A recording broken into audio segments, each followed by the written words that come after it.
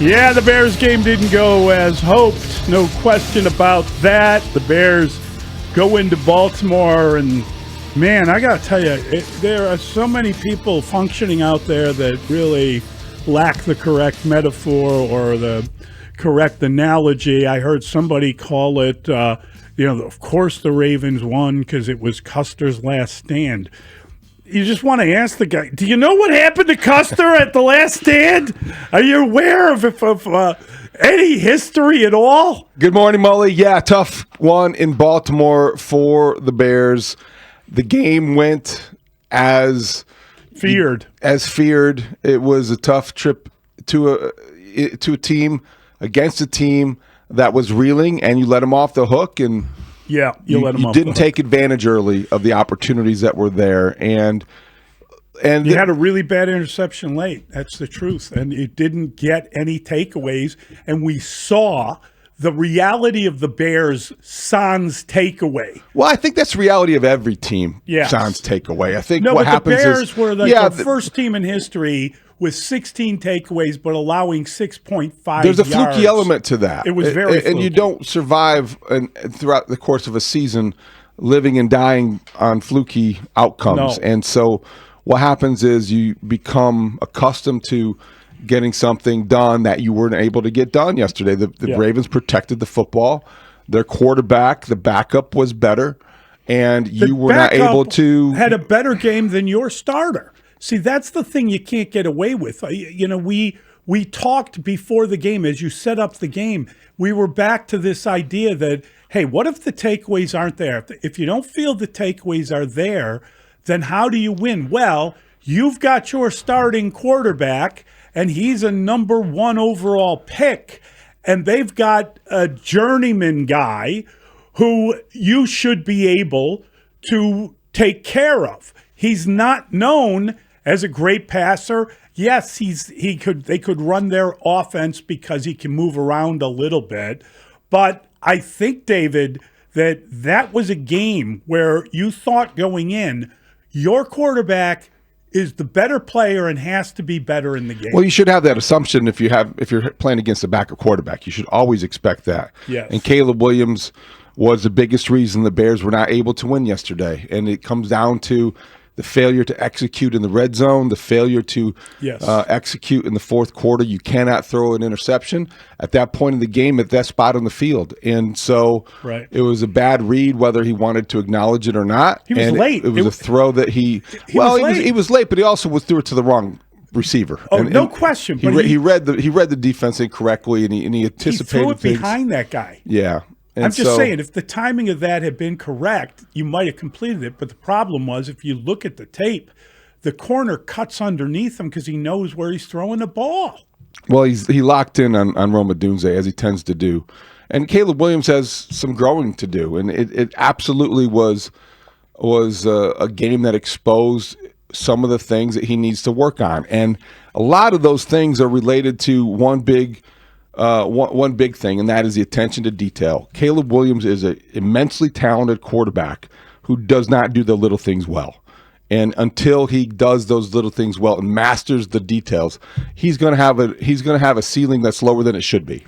Listen, that stands for the entire team, and I'm gonna include the coach in that, because I personally did not like hearing in the postgame that the 11 penalties are going to have to be figured out, and they're going to have to clean them up. And the coaches have been beating that drum for so long. It's time for the leaders of the team to kind of well, wait a minute. You're the most penalized team in the league by the end of this weekend because you picked up 11 more. You can't act like, well, we've been talking about it, we've been trying to clean up. First of all, it is 7 games into the season.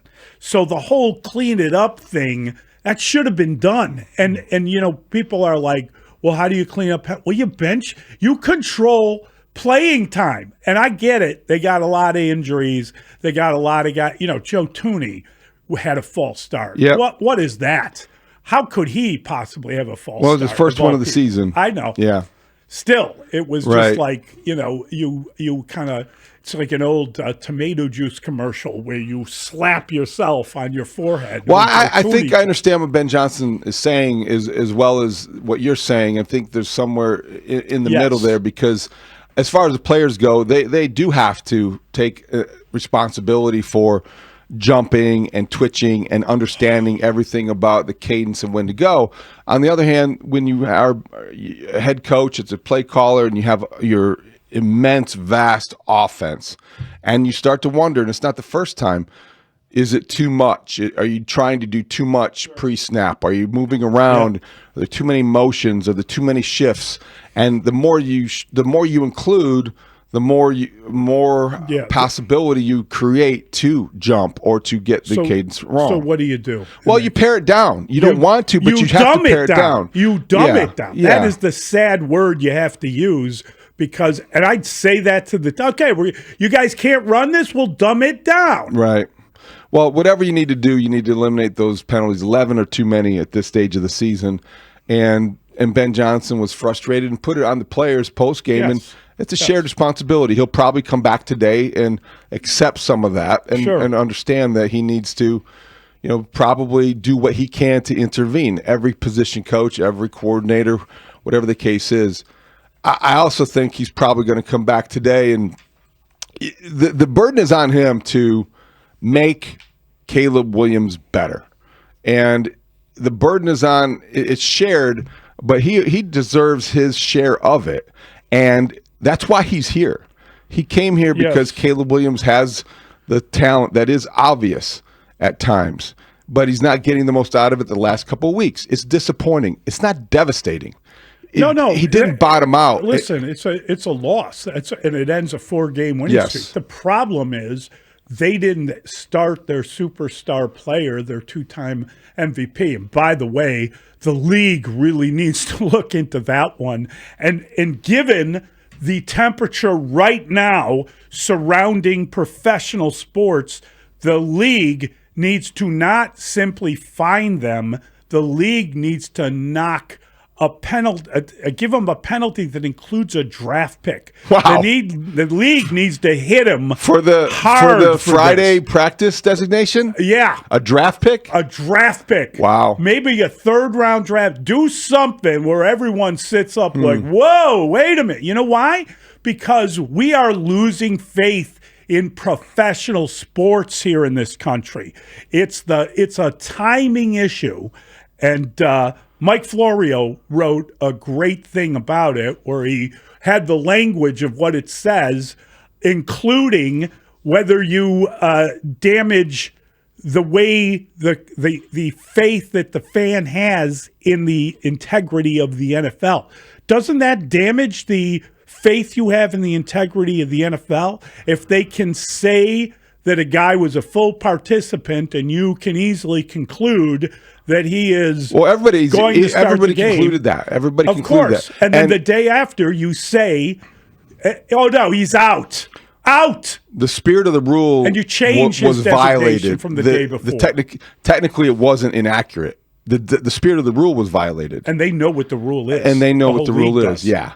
He ran the scout team. He ran the scout team. He was a full participant in practice who ran the scout team. Which you are not allowed to do, because if you change your role, if you don't get the kind of if you don't start in the same position in the same way, then you have to say limited. Right. So they made you think. Yeah, after he I understand how it works, and I know what happened. I think that they will probably... After he didn't take a first-team snap the whole bloody week, they made it look like, oh, he was back and he's running the offense. Yeah, they're facing a hefty fine. I would be surprised if it's a draft pick. Hit him with a pick. Yeah, they will be penalized in some way, shape, or form, and it won't be very...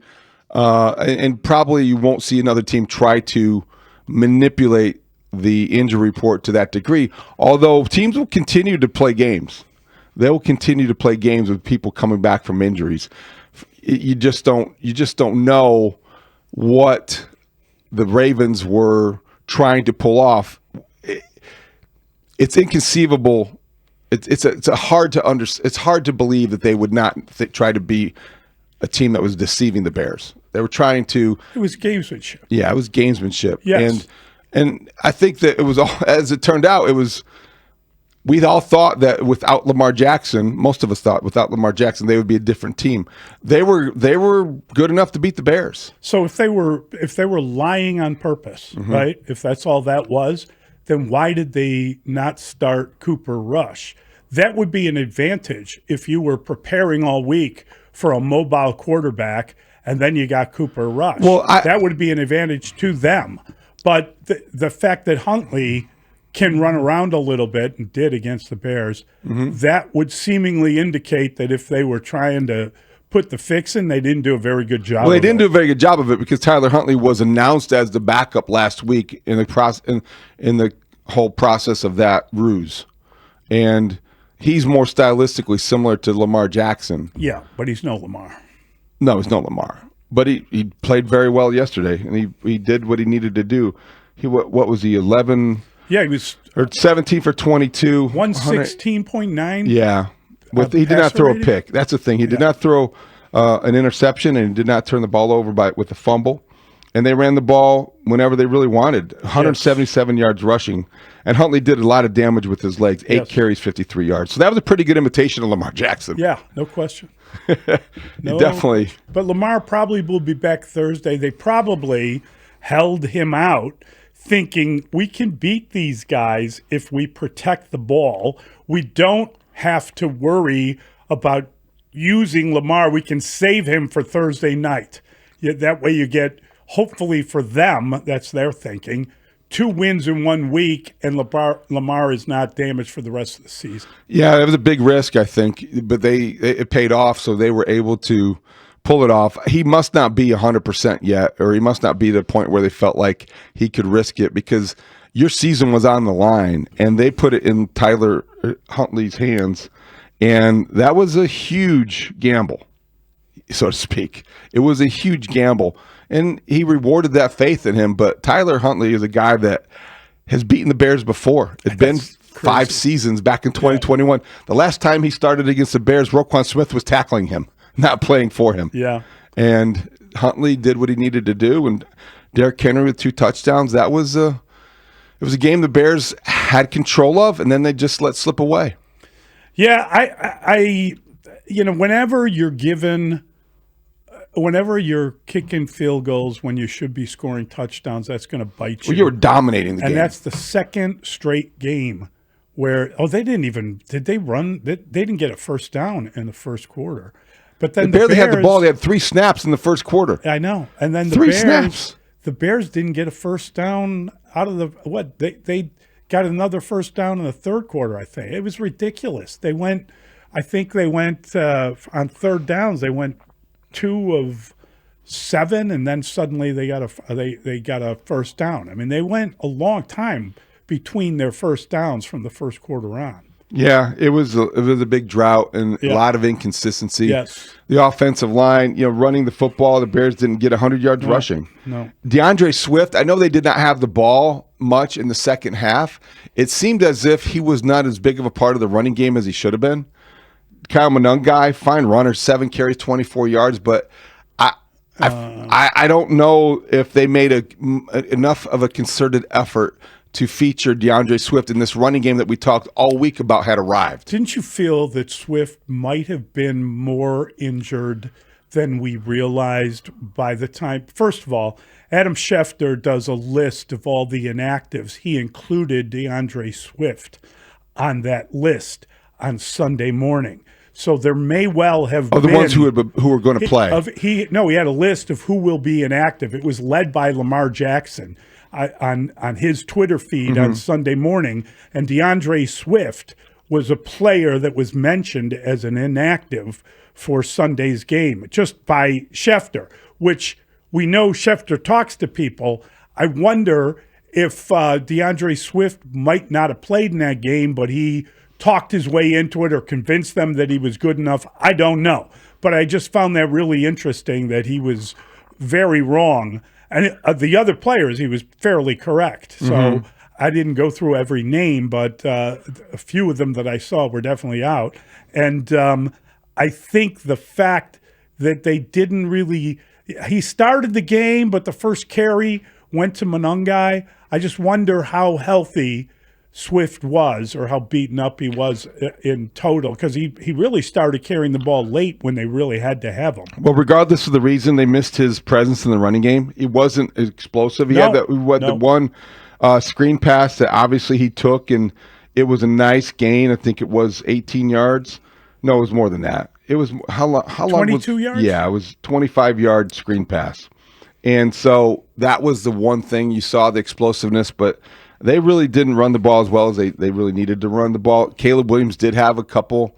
He had that one long gain scampering that he should have run out of bounds on. Yeah, and he said that in the post game. I mean, whatever. Here's the sad reality: the big pass down the sideline to DJ Moore, was like. That was kind of in garbage time. Like he may have padded stats on that one because they didn't score as a result of it.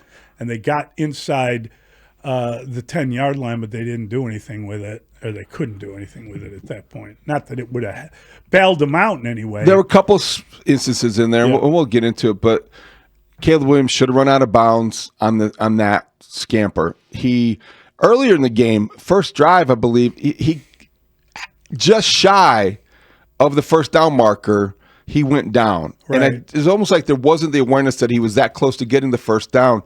A little extra effort, a little extra lunge, because then on 3rd and 1, they get the pre-snap penalty. They bring it back. 3rd and 6 is much different than 1st and goal. Yeah, you got terrible. 3rd and 6 after the penalty instead of 1st and goal when you might have more chances, and then you have to settle for a field goal. And, let's talk about the field goal for a second. With the missed field goal? The missed field goal at the end of the hurricane, hurry, whatever they want to call it. Yes. 911, I believe they're referring to it. 58-yard. 58-yarder, you're running onto the field because you don't have a timeout. You can't settle everybody. But still, I don't think it's an excuse. You're watching the rest. If you watch the rest of the league, you're seeing these things routinely being hit. I like everybody wondered if Jake Moody could have hit that. I don't know if that's entirely unfair, probably. Well, he missed from 48 yards. He had 2 48 attempts. He made one and missed one. The 48-yarder is the most he made in his time as the Bears kicker. And he's got a bigger leg. Santos is there because he is the most accurate kicker in Bears history, in the history of the franchise. He's not a guy you're going to trust from 50 on out. No, he can. I think he can go from like anything under 54. Is that his range? But he can't kick a 58-yard field goal. Didn't you think? I never thought he was going to make that field goal. I didn't have a whole lot of faith in Carlos Santos. I did not in that situation. And it was spot on. I mean, it was straight and direct. It just came up short, sadly. Mm-hmm. Just not enough oomph. Yeah. So maybe it would have been, maybe moot point or not. They got a situation. Maybe they don't think they have a situation at kicker. Moody kicked a 64-yarder in practice. Didn't we hear that from Caleb? Problem is, he's got a bigger leg. He's got a stronger leg. Yes. And if you're going to try 58-yard field goals, it might not hurt to have the kicker active that has the bigger leg. But you might need the more accurate kicker, is what I'm saying. And I think that, while Moody hit a lot of field goals when he was up for the Bears, they were all from fairly close in. Like I said, he did kick a 48-yarder, but he also missed a 48-yarder. Mm-hmm. So I don't know that it's certain that he would have had the leg to make it from that distance, but we don't know if he would have the accuracy. So, I don't think he's going to get a chance yet anyway, so it's a kind of a moot point. Right. We'll see. But he's already been up 3 times, right? Isn't that the rule of the practice squad? You can bring. I think he's got one more designation, possibly. Maybe they hung on to it in case they need him for the rest of the year. Yeah, possibly that may be the case. Right. They had a couple situations with the roster that. They had to manipulate yesterday. It was bad. Their secondary is so beaten up. Holy cow. That was, did you see the Kyler Gordon thing coming? That was a shocker when you found out that he was not just out, but he was on injured reserve. So that means he's out for 4 more games. He's missed, or 3 more games, 4 games. He's missed 4 games this year. He comes back, and then did he get injured in practice? They listed the same injuries, so who knows what that was, wear and tear, who knows.